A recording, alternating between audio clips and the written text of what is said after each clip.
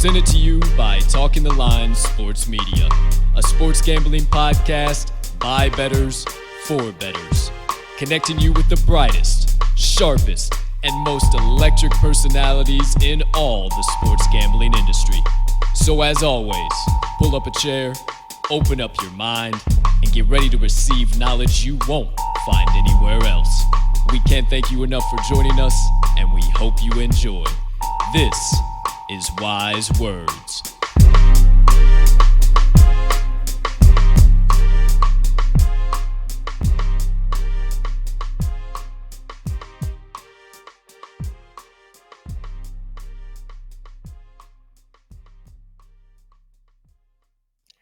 Good morning, good afternoon, good evening, ladies and gentlemen, and beautiful gambling people joining us for episode number 8 of the Wise Words podcast. 8 already. I cannot believe it. I am your honored, humble, hyped, and always handicapping host, Colt 45 Soroka, and I can't thank you enough for choosing to stop by and get some of the best insights and analysis from some of the brightest and sharpest minds in all of the sports gambling community. Now, you might notice before I go anywhere, I got a new lid on top of the head here. Big shout out to Jeff Benson and at Circa Sports for hooking me up. Wanted to rep you guys here on the first official recording we did. So big shout out to you.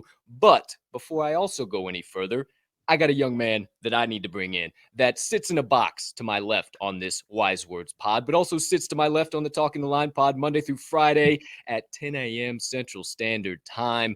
If you don't know, you will soon know. You will soon find out that he is the man, the myth, the degenerate gambling legend, and TTL resident cheesehead that's having a bit of a bumpy week, but we'll stay off of that as much as we can, and resident TTL Southsider, let us not forget. Let me bring him on in, Mr. Riley RMags Magnuson. Partner, how you doing over there today, pal?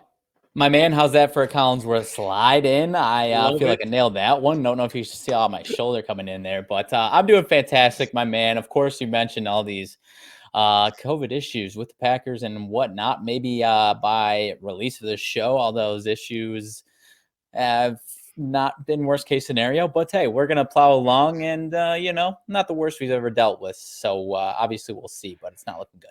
Yeah, beginning of the week, everybody's talking about Tay. Oh, he's out. That's the big thing. Well, hey, they've actually covered every single game he's ever been out in. But now we got more developments, more stuff coming out. We'll talk about it on the Daily Show. Let's not waste any time here. You know what I'm saying? All that being 100%. Said, you're all good, partner. It's all good, my friend. We're getting back in the groove. We've been out of the studio.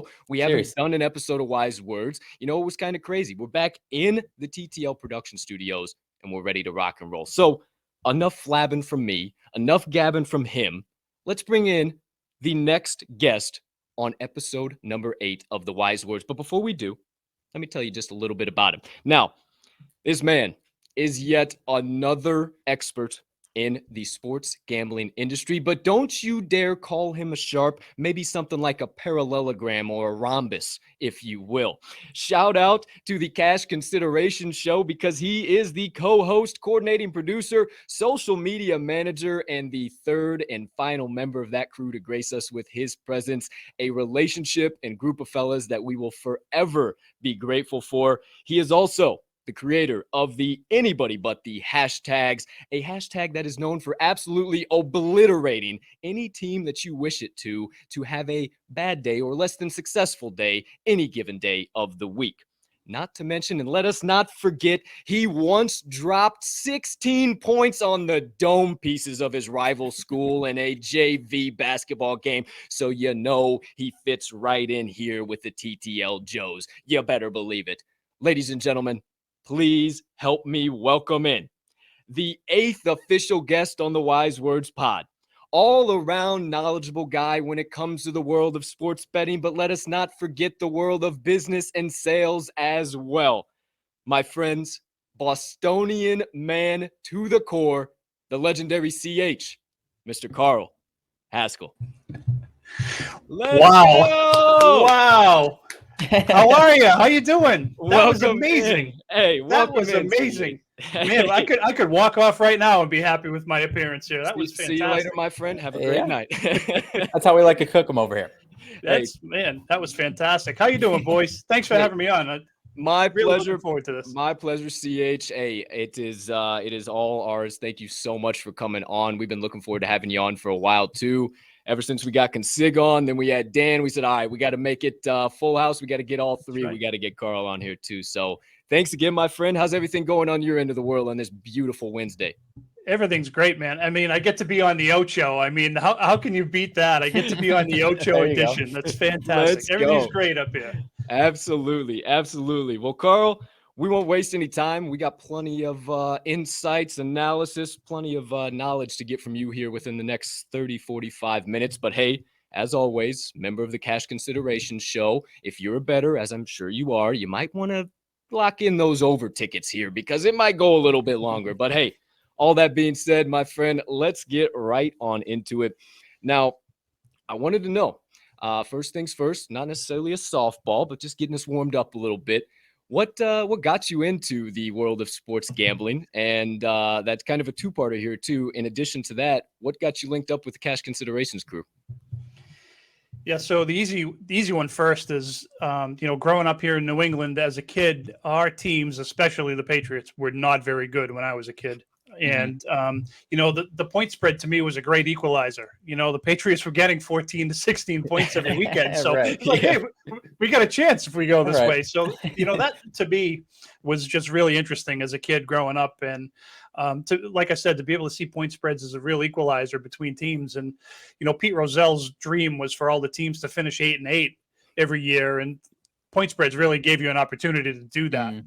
So that was really interesting to me. And then, quite honestly, the story of how I got on Cash Considerations might take a little bit of time, but hey, we got all the time in the world. All right, that's why we're an overshow. There you go. I really just got into sports betting a couple of years ago. It just became legalized up here, so I was really looking around for some content last year, beginning of football season. I trust myself. I trust my process. I was really looking for some entertainment and some validation that I was doing the right thing. I stumbled on the Cash Consideration show week 1 last season, and I was hooked. I love those guys. And it was entertaining. And, they gave some good quality information, a lot of experience between Dave, who you've had on, and the originators, Mo and AB, were just great. And around week 4, Dave wrapped up the show and he said, hey, if you have anyone out there who's got any comments or anything, leave us a review, leave us some feedback. So I went on the YouTube version of that week's show and I left a comment. I said, hey, Dave was looking for some comments and, here's a comment. I think these 3 guys are great. They seem like they've got some great information and 3 guys I'd like to sit around and have a couple of beers with and watch a football game. Sure. So the next week, they're going through the show and Dave stops in the middle of the show and he says, hey, shout out to our guy up in New Hampshire, Carl Hascall, for leaving us a review on the show. I was like, whoa, what is that all about? That was pretty cool. So I DM'd him after that and I said, hey, thanks for the shout out. This is me. And, I really appreciate it.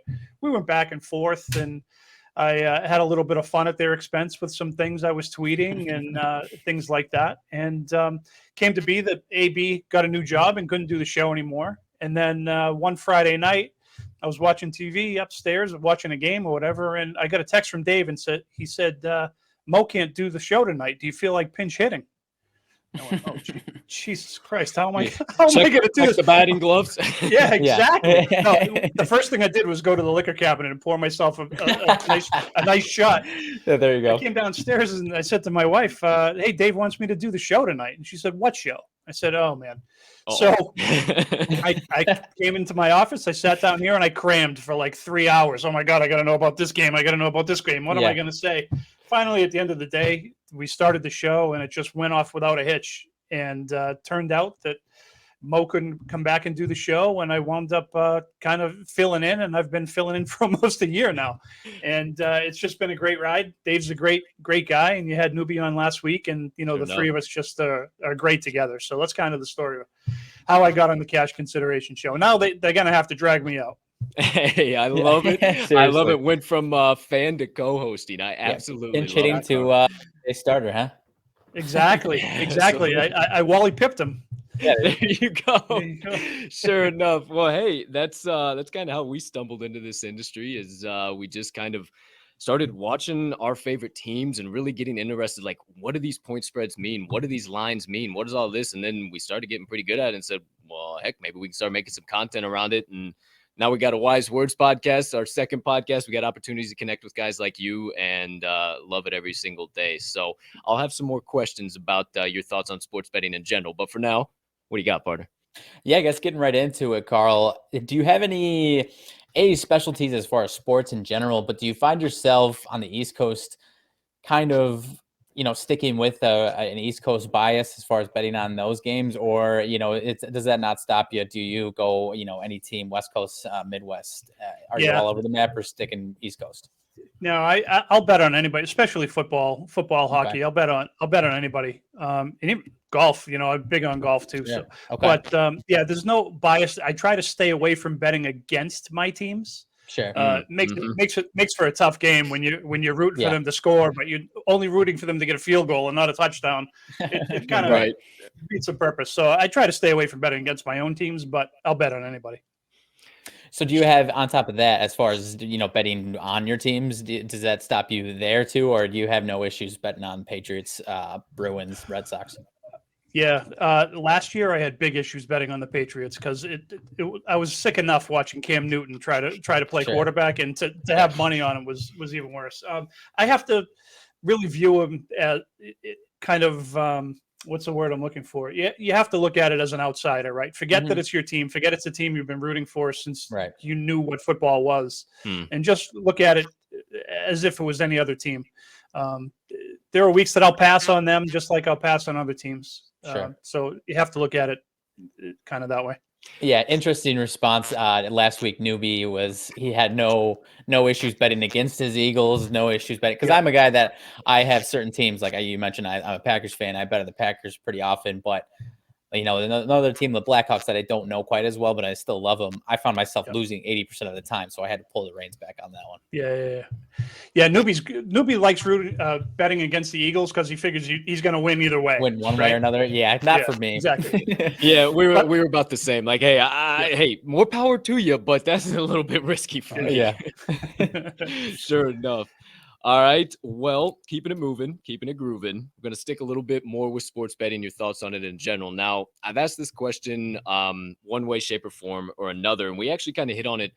Speaking of Dan, newbie, hit on it with him last week too. And we kind of talked about it, much like us, you guys at the Cash Consideration Show are just bringing a different spin to the sports betting and bringing it out of the dark corners of Guido Gambino's basement and bringing it into the light and really giving that good look on it. And maybe good look's not the right word, but just more of a presence and not as so much taboo, if you will. And we still deal with that a lot here in Illinois. And we've still had people that are close to us. We say, oh, this is what we're doing, make content in the sports betting industry. And then they say, well, you do what? Oh my gosh. So we hear all types of stuff all the time. And what I'll ask you, Carl, is for somebody who would say that sports betting is taboo, or it's a waste of time, or it's a waste of energy, or it's a dark back alley deal, what would be your argument to that? What would be your rebuttal to that person? Yeah, I think it used to be pretty shady, right? At least that's the reputation. And going back as even 20 years ago, it was really shady. But now, as it's become much more regulated over the past handful of years, and it's just out there. It's just another part of the sports world at this point. I mean, when Joe Buck can go on and talk about what are the odds of Kyle Schwarber hitting a home run in the fifth inning of a nationally broadcast baseball game, that's pretty much digging it out of the dingy corners. Joe Buck's probably not the right guy to be pushing that stuff.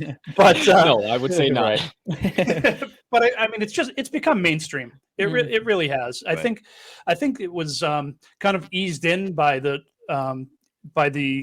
increase in DFS. DFS just became second nature. First it was fantasy, and then it was DFS, and DFS was pretty much legal everywhere. Right. And I think a lot of people just assumed that was betting and that was gambling. And honestly, it kind of is. But I think it kind of eased a lot of people into accepting sports betting as being a real thing. Most definitely. And before I actually kick it back over to you, partner, I kind of had one that kind of segues right off of that. You mentioned Joe Buck and maybe he's not the guy to cover that, but we're starting to see that sports betting more incorporated into the regular broadcast, not just something that's completely offset. What do you see as the future for sports betting content, or maybe some of that integration into the regular broadcast we already watch? Yeah, I think you're seeing it already where, pregame, you're seeing over-unders and sides on the bottom of on the crawl as they're talking about games. They might have it on the side panels or whatever. So it's definitely going to become even more mainstream. But I think what you're going to find is at some point, somewhere along the way, somebody is going to have the whole package. And when that happens, I just hope that's not in your face, because you still want to enjoy the game. I think, and if more than half of your screen is taken up with, a crawl with, line movement and in-game bets and stuff like that, it's going to detract from the game. But if you can somehow incorporate all of the gambling aspect into the games without it being in your face, I think it can be pretty exciting to watch.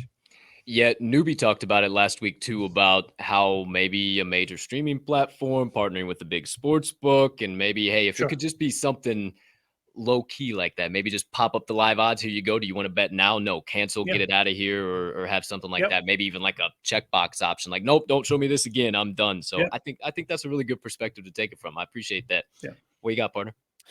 All right, Carl. So switching gears a little bit here, and maybe the answer is you stick to one, but can you talk about the importance of having multiple sports books, or are you a guy that prefers just sticking to one? Yeah, so I would prefer multiple books because you want to shop your lines. Right now, I'm outside of Boston. I'm actually in New Hampshire because there's no sports betting in Massachusetts. Live free or die.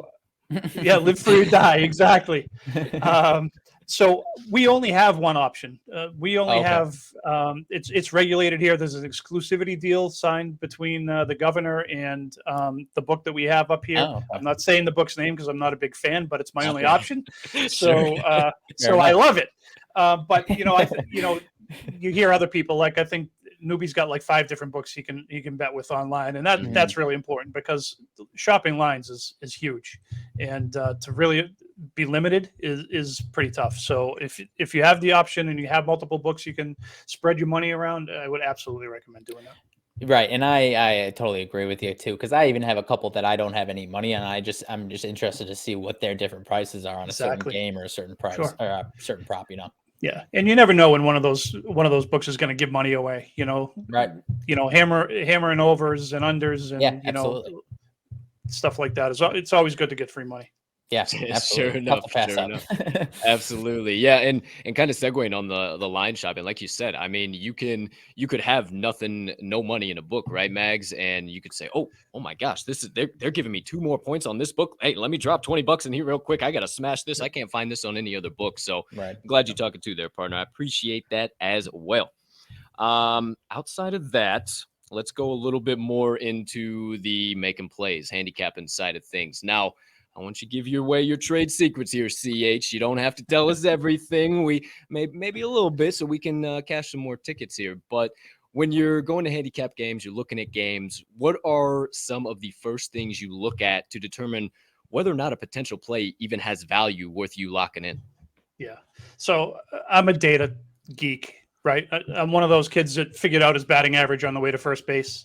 Sure. A lot of the time it was easy because it was 0-0-0, but but still, I've been that way my whole life. So I've always believed that you can find the right plays in the numbers. Yes, there's a human element to it. Yes, they play the games. Yes, the numbers don't tell you if it's going to be pouring in San Francisco or anything like that. It doesn't factor in injuries a lot of the time, but I think you get a lot of the information right out of the data. But I think I mentioned at the beginning when we talked about me being on the Cash Consideration show, one of the guests that they had on right before I started, his name was Tom Lippard, and he said one thing you have to do in football is you have to identify shit teams. And that's huge. And I've actually used that to my advantage for the last year and a half. You can identify those bottom 3 or 4 teams that, let's be honest, they just suck. And they're not going to cover.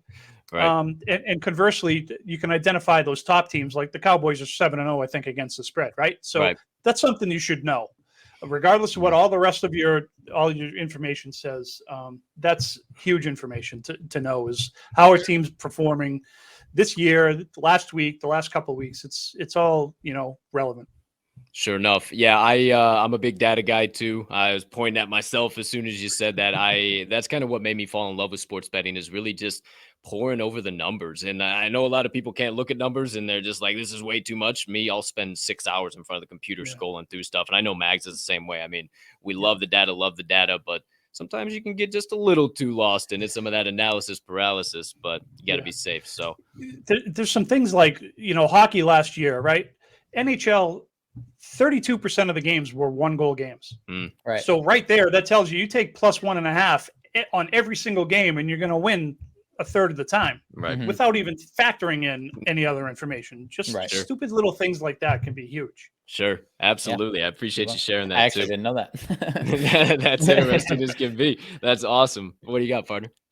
Yeah, so I guess we're kind of sticking in that same vein. Have you, over the last couple of years, tried to get yourself into a new, I don't know if new market is the right word, maybe it's a new sport, or maybe it's like, specific, like strikeout props more specifically? What are some steps that you take when you're trying to kind of target a new sector? Maybe it's a new sport, or maybe it's just specific props or anything like that.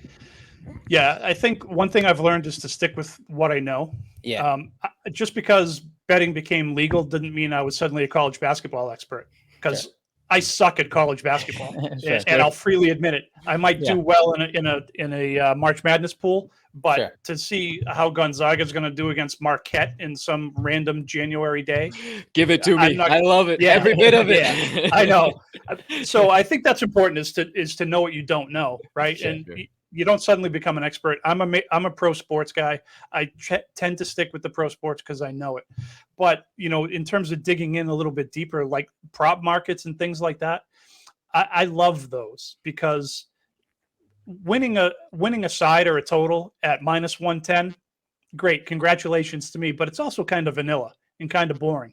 Now, if I can nail, some random second string running back who's going to score the first touchdown of a game at plus 1,800. Oh yeah, that's pretty exciting. Right. Oh, So I've dug into. I'm really, I think, exploiting the interception market this year. Everybody's over a half of an interception this year, except for Zach Wilson's over 1.5. Right. But I really think that's something that can be exploited, because an interception. Yeah, Aaron Rodgers isn't going to throw a lot of interceptions, but all it takes is a tip or a bobble, and suddenly a 50-yard pass turns into an interception, just like that. So I think that's really something that I've taken advantage of this season, especially. Yeah, I like that one. Have you been taking advantage of Patrick Mahomes? I have. Nice. I have. I was going to say, yeah, sorry. At this point, it's probably, the price is probably starting to drop, but early on in the season, I have to imagine it was pretty decent odds. Yeah, I think he was like plus 280 or 300 the first couple of times I hit it. So those were fun. Yeah. Hello, absolutely. Give me all of that. Yeah, I'm sure they're not as much value now that things are starting to kind of shit is hitting the fan in Kansas City, if you will. So we'll keep all you Chiefs fans happy out there. Relax. We won't go down that rabbit hole. But rabbit hole we will go down is a question I've asked every single one of our guests, and I've absolutely loved the breadth of answers that we've got, because everybody has kind of a different opinion. Everybody has their tips, their tricks. So, my friend, CH, I will ask you, just as I have everybody else, what would be your number one piece of advice for the brand new bettor that just downloaded XYZ Sportsbook, ready to smash in plays left, right, and center, but also the Daily Degenerate could add to their repertoire and into their process to utilize? Yeah, I think goes along the lines of something I said earlier, is know what you don't know. You don't suddenly become, like I said, a college basketball expert just because you can bet on it. So if you've always been a fan of a certain sport, try to stick with that. Try to specialize. Don't suddenly think that you can bet on everything just because it's available. I don't know squat about MMA. I'm not going to bet on MMA. Now, Colton, I might read what you have to write about whatever's coming up this week. There you go. There you go. I might read what you have to say this weekend and say, oh, you know what? It's only two guys in the ring. You got somewhat of a 50-50 chance here, right? Right. Until you start boiling it down. Maybe you can specialize in that. You probably can't. You probably can't unless you really have been following what's going on. So I think that's really the most important thing is don't try to know it all, because you're never going to. Yeah, I completely agree with that 150%, CH. I actually, when you mentioned college basketball, you stay far away from it. That's actually one of me and Mag's specialties. And I always like to say is I was making, and you touched on a March Madness brackets back when I was 11, 12 years old. And it's almost like I just transferred that knowledge. Now I'm 26, rocking and rolling, sports betting. And it's almost like it just transferred nice and easy right to it. So, yeah, stick to what you know. If you love baseball, you know the ins and outs. Then again, baseball can be a fickle bitch and a half. So maybe take it a little bit easy there. But I love that. Stick to what you know. That's something we haven't heard too much in the past. So I appreciate that, CH. What you got, partner? Well, before I continue, I mean, the common theme on that question that you've asked is not so much of this is what you should do, but maybe don't do any of, this is what you shouldn't do. So yeah, absolutely. Don't do what I did. Absolutely. Right. Love it. I love it. So are you much of a baseball bettor? As you guys mentioned baseball, are you much of a baseball bettor? Okay. So yeah. What's kind of continuing with that, as far as what would you suggest someone trying to bet on baseball for the first time? Maybe they are a fan of baseball. What would you suggest to them? Because Colton and I mean, me personally, I've never been closer to an MLB season than I was this year, and I still did not have any success. So what would you suggest to someone who's trying to start betting on baseball for the first time? Yeah, if you're going to start with the first 5 innings. That's just, you're taking the bullpens out of the equation for the most part, unless it's a bullpen day somewhere or something like that. But if you can bullpens just became a wild card over the last few years, and you have no idea what's going to happen once you get into the pens. So I'd start there. You've got the Nerfies and the Yerfies that are kind of fun. Plus you can kind of, for me, it sets the tone for how my night's going to go. If I hit a couple of Yerfies, in the 7 o'clock games, all of a sudden I'm staying up until 1 o'clock watching what's going on the West Coast. But if I lose those first couple, I know I can get some sleep that night because I don't have to stay up all night watching. Yeah, those Nerfy Yerfies. I typically, there's rare times where I do bet on them, but you're right. That's probably one of the most exciting bets in sports, honestly. Yeah. I love them. And it's over. It's over in 20 minutes, right? That's even that's the first great about it. Yeah, even the first 5s. I mean, I'm not a person who can't sit and watch a baseball game, but a random West Coast baseball game that starts at 9 p.m., Mariners Angels, I'm going to be a little more inclined to bet that first 5. Exactly. Absolutely. That's actually where we kind of started too, CH, was the first 5s. Then we kind of started to branch out, and the most brutal beat that I think anybody can ever experience in sports betting is taking a first 5 run line, taking the dog, you take the +0.5, let's say, for instance, the Astros tonight, and they're down 3-0 in the bottom, or we'll say the Braves tonight. They're down 3-0, and they can't get it done in the 5th inning. And then they come up to bat in the 6th, and they tie it in the very next inning. Yeah. That happened to me about 57,000 times this year. I'm sitting there. I'm like, now you jackasses couldn't just do that 3 runs in the previous inning. You got to wait. So I, in my humble opinion, I believe that is the worst beat, the baddest of the baddest beats that you can possibly take. I've never been socked in the gut harder than when I took a first 5 and they got it in the first 6. Absolutely brutal. That's you got to shut the game off after 5. I'm done. It doesn't matter. It doesn't matter. Off. Yeah, exactly. Absolutely. Well, Carl, I did kind of say in the beginning. Now we don't have to go all the way down the rabbit hole in anything, but I was kind of interested. I know you kind of do a little additional stuff outside of sports betting. You got a professional job as well. I wanted to know, were there any type or what type of parallels have you kind of been able to draw from the world of business and sales as well, and kind of bring that into sports betting with you? Yeah. So I think the business aspect, I'm a data analyst by trade. And so that's helped. I took a new job about a year ago, and the woman I worked for was brilliant. And I learned so much about things in Excel that I didn't know how to do that I've since applied to my betting models. That's which awesome. Has been huge, which has been huge for me. And then on the sales side, quite honestly, it's helped me in the last year, because as a salesperson, you've got to be somewhat outgoing and have a little bit of personality. And as a data analyst, you don't usually see that, but as a salesperson, you need it. And I've definitely needed it the last year, especially being on with the consig, because nobody's got more personality than him. And I've got to try to keep up. So. For sure. Yeah. Well, reason why I asked that, I before we took sports betting full time and content creation and starting our own path, I was actually in sales before, and I loved it. That was my mojo, and I've definitely kind of been able to definitely segue that into the content side of things, and not really know a stranger, just keep it rocking and rolling. And I like how you said that about Excel too, kind of being able to apply some of the stuff you didn't know into your betting models. That's awesome. I love that. What do you got, partner? Yeah, I guess last thing for me before we move into maybe some Boston, Massachusetts stuff. But I mean, you mentioned your model. How much do you rely on your model or whatever model you use? How much of any data as far as building just projections do you actually use on a daily basis for making picks? Yeah. So I said earlier that I did some golf. So I like golf and football because it's not every day. Sure. So that you don't have to be continually refining on a daily basis. Yeah, I get into hockey and that takes a little bit more upkeep, but I would say that I'm I'm pretty heavy on the data, but it doesn't drive all of my decisions. Okay. I think I see a lot with my eyes, and I think I use the data to validate what I've seen. Sure. And conversely, if I see something that jumps out on me in a spreadsheet, I might go back and watch a game from the previous week or something like that and say, is this really what I'm seeing in the numbers? Sure. Okay. So I don't think either way can be the end all be all, either the numbers or with your eyes watching the game. But if you can combine the two successfully, then that can be huge for you. Yeah. Great. Makes sense. Sure enough, yeah, that's something we're starting to dive into as well, starting to build our own models, and that's kind of the next step. You just keep leveling it up and keep evolving your process. So that's definitely something we're getting into too, so we can appreciate that.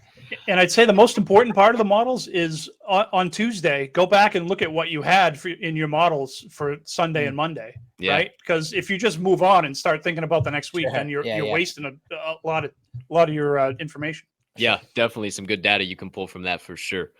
All right. Well, that kind of, you said it too, partner, kind of does it for me on the side of sports betting, everything like that. We'll get into a little bit of New England sports, everything up there. But before we do, let's stick NFL real quick. And that's probably where I'll segue kind of into the Pats and stuff like that. But this NFL season has absolutely been insane. We have 3 straight weeks of the public absolutely raking the books. There's been away dogs have been more profitable than ever, or home dogs, and home dogs haven't been worth a damn. That was right. So that's that. I said that the right way. So it has just been absolute pandemonium. Now, as handicappers, as sports bettors, as content creators, we're always trying to stay on top of that, trying to see what can we pull, what's going on. Are there any key trends that you've been able to pull so far from the NFL season, CH? Or is it kind of, as the legendary Consig would say, nobody knows shit right now? Yeah, that's we've had to maybe modify that so we can get it on some merch. We're still kind of working through that. Nobody knows squadoosh. Squadoosh. That's what he said last week. Nobody knows squadoosh. Exactly. You know what? I haven't really found anything in terms of the prop trends or things like that. You just talked about, overs and unders being pretty trendy. Really, the only thing I've noticed is that there are some teams that are really, really good against the spread and really, really bad against the spread. I think I've seen historically, again, I've only been doing this for a couple of years, where it tends to be that 90% of the teams are in that 40 to 60% against the spread at this point. But you got the Packers and the Cards have only lost once against the spread. Cowboys are perfect. Washington's only covered once. Actually, the Niners and the Jets have only covered once, and the Niners are pretty good, and the Jets get a lot of points. So there's some outliers this year that on either extreme that I really don't remember at this point in the season the last few years. Yeah, definitely. That's kind of where I would have taken that too. I mean, it's just as best you can kind of pay attention to who's doing really good against the spread, who's not. But then again, I mean, I kind of think about, you mentioned the Cowboys 7-0. I mean, how real is that? How fugazi is that? Are we going to finally see the star absolutely implode after they come out of the bye? Or is this the new and improved Cowboys? Are we going to see them in the Super Bowl? I don't know. I think there's still so many question marks. It makes my head spin. Yep. So I think we still have plenty of nonsense and plenty of ball game left. Oh, yeah. And a lot of I think there's going to be more often than not. I think there's going to be some big public weeks. So we'll see what happens. Hopefully for our benefit, we can keep that trend going and keep raking. But a lot of us handicappers, though, we don't play the public side. So sometimes you don't like to ever say, oh, I stick with the sharp side, the rhombuses, the parallelograms. But that's kind of the thing, too. Sometimes you don't play with the public, and then they rake, and you're like, Well, I did all the work. What's the deal here? I'm supposed to be the sharp side. This don't make no sense. So we'll see how it moves, how it grooves. But there you go. There you have it, partner. What you got, my friend? Dropping my pen. That's what I was doing there. But no, I mean, if we want to move into some Boston sports stuff, sticking with the NFL, as far as the Patriots, what's the current state? Mac Jones, defense, Bill Belichick. How are we feeling in Patriot land? Yeah, after last year, we're feeling great up here. Last year was like a lost year between nobody being able to go to the games, and I don't know what that display was at quarterback, but it was not good. Yeah. By all accounts, Cam Newton was a great teammate, great leader, great person in the room, but he was horrible on the field, as is evidenced by the Jets trading for Joe Flacco instead of even talking to Cam Newton. So, this year, breath of fresh air. Young team. There's some, got a couple of young guys in the defensive secondary. Kyle Duggar's starting to come around, but really, Mac Jones looks like he's going to be around for a while. He's getting beat up a little bit for not throwing downfield, but he's 9th in the league in passing yards. So I don't know, what's wrong with that. I saw today that it took Daniel Jones 28 games before he had a 300-yard game, and Mac Jones had one last week in his 8th game. Hey, so roll damn Tide. That's right, roll Tide. That's right. Shout out to my guy Bama Mafia Picks. He's a big guy in Bama, but yeah, we're pretty happy with everything. I'm a little bit concerned about maybe Bill's getting a little bit old. Some of the decisions he made seemed like he's being too conservative, but I think.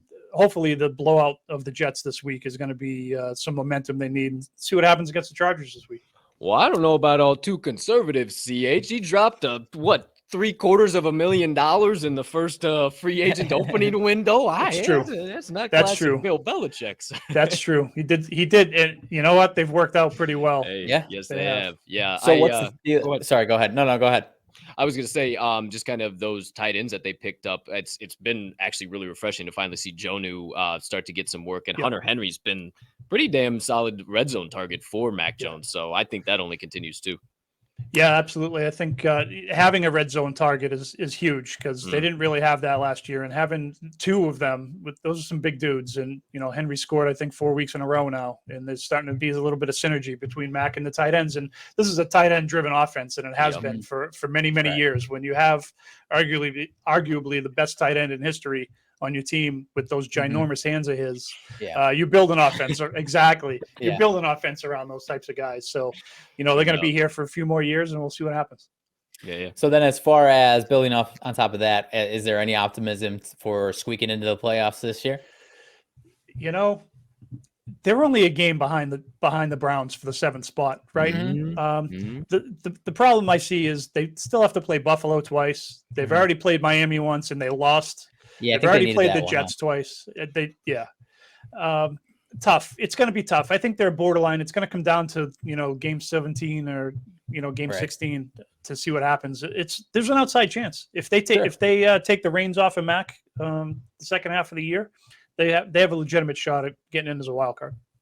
Yeah, I think you still need the Chiefs to continue sputtering and maybe a little help elsewhere too. But I mean, Colt and I were believers. Maybe we thought we were going to see a little bit more from the defense by this point. Maybe we were overestimating them a little bit, but I've still got some faith in them going forward here. Yep, I do too. You said the defense. I really expected more out of them, and they're doing okay. They've really got a gel, and that's just it hasn't happened. Trading Stephon Gilmore was kind of a surprise, especially since they've struggled a little bit back there. But we'll see. Long way to go, right? Yeah, that really shocked the hell out of me, especially a lot of ball game, especially with all the rumblings of like Stephon putting his house on the market before the season even started and all that nonsense, and then week 6 he just gets randomly cut, or week 4 or whatever it actually ended up being. I couldn't believe that they cut him and didn't just get some value in that regard. It was just so bizarre. But all that being said, we talked a little bit of Pats and past, present, future, how we feeling. The mood's lightening up in New England, if you will. Not the shades of old Tom days, but we're getting back there soon enough. Well, I think Mac Jones has some big shoes to fill, but I definitely think, I know I'm a little biased being a Tide fan, I think he can definitely fill them. So I am going to keep backing the Pats all the way. Now, gotta ask you, CH. Don't wanna, but what happened with your Red Sox? What's going on, man? Yeah, we talked about the bullpen a little while ago, and the bullpen was going to be the Achilles heel of this team from spring training on. They hit a lot more than I thought they were going to, but it just turned out that when they got to the ALCS, if they couldn't score a touchdown and tack on a field goal in there somewhere, they weren't going to win. And they got some good performances and some amazing offense for a couple of days, but they just didn't. They didn't have what was necessary to make it to the World Series. And quite honestly, up here, we were very happy that they were a 500 team. Never mind that, beating the Yankees in the wild card game, that's the icing on the cake. Anything that happened after that was gravy. Absolutely. Well, you guys got my guy Schwarby, so I got a little bit of a vendetta against you, but we'll keep it under the rug for now. There you go. Partner, what else you got, my man? I mean, that's about all I've got. I was real curious. I always love, hearing different fans' thoughts on, people that aren't or aren't within our region, because we don't get a chance to talk with, like last week with Newbie, with the Eagles, with you, with the Patriots. We just don't get them opportunity too much. So I'm always fascinated to hear someone who's as tapped in as you are, and as tapped in comparably to as we are with Bears and Packers over here. So I'm always really interested to have those types of conversations. Yeah, and just one last thing on Boston and the Red Sox. The Sox being eliminated last week means we're guaranteed to go at least 3 years without a victory parade up here, which is quite a long time in this part of the woods. So. Yeah, absolutely, absolutely. I think you're due for a little bit of a dry spell up there. Probably. Just for a minute. Hey, pull the reins back. All right, let the rest of us have some fun for a little bit. There you go. Last but not least, we touched on the NHL a little bit. I know you got some of your NHL background as well. What's the thoughts on the Bruins? We got any value we can take from them? I know there's been some lineup changes. I know you still got Marchand, you guys still got the guys, but are we going to be seeing a playoff run, classic Bruins, or tempering expectations? Yeah, I think if the goaltending holds up, they're going to be good. That top line, I don't remember seeing a top line like that. They just click continually. They scored, I think it was 28 seconds into the game the other night, and it's just beautiful to watch the three of those guys. Yeah. And I think those three are going to dictate what happens. They're going to score a lot of goals, and they got a kid goalie and, kind of a journeyman this year. And, we'll see what happens. I really think if the goaltending holds up, though, that, they've got a shot at making a run. I don't think they're constituted, they're going to win it all, but they could get a couple of rounds deep into the playoffs, I think. Sure enough. I was always a huge fan of the big tall guy. He's in Washington. Zdeno Chara. I don't know why I couldn't think of Chara. I was always a huge fan. Me and Riley, we always in college, we used to play NHL on PlayStation or Xbox all the time, and I would always just take the Bruins and just wreck everybody with 7-foot Chara blowing all over the ice. He was a beast in there. He was awesome, man. I love Chara on the Bruins. So I've always kind of watched the Bruins, but haven't been so tapped in yet. I'm kind of getting a few weeks under my belt here for NHL, and then we'll see what happens. But outside of that, I'm pretty well tapped out. You answered about everything I could possibly have, partner. Did we miss anything on your end of the world, my friend? I don't think so. I think we got everything checked off the box. Okay. All right. Well, everything checked off the box on my end. But before we let you go, CH, and you kind folks go out there that tuned into episode number 8, Carl, where can we find you? Your Twitter handle, talk a little bit more about the Cash Consideration Show, everything in between. Where can we see all your insights and analysis, my friend? Yeah, so you can follow me at Carl Hascall on Twitter. It's Hascall because nobody knows how to spell it that way. The show you can follow. It's a great follow. It's at Cash Consid Show. You can even email us. I'm the email guy, so I can give out the email address. It's cashconsidshow@gmail.com. There you go. We're on the YouTube now as well, so you can find us there, Cash Considerations. We've got a couple of regular shows. We got an 8 in the Box show that Dave does with our guy in West Virginia, Brad Howe, covering 8 college games a week, and our regular Cash Consideration show, which we do weekly. We're delaying it a day this week because Newbie's got to fly back from Vegas, so we can't do it tomorrow. But couple of recovery days. Couple of recovery days, exactly. But you can look for that generally on Thursdays. You can find that wherever you find your podcast, and of course on the YouTube as well. Sure enough. Well, we are huge fans of yours, of the Cash Consideration Show. CH, we can't tell you how much we appreciate you coming on, my man, and sharing with us your wise words and our audience that decided to join us today. Thanks a lot, guys. I really appreciate you having me on. Hey, Thanks, absolutely. Absolutely. Our pleasure. Well, last but not least, my friends, you know how we close it here, and it would not be an episode of Wise Words if we did not. So, partner, I will ask you, please get ready so we can be prepared. We can actually maybe hit this one in sync this week. We hope you have a spectacular rest of your Wednesday, unless you have any other plans. Thank you so much for stopping by. And as always, let's cash some tickets.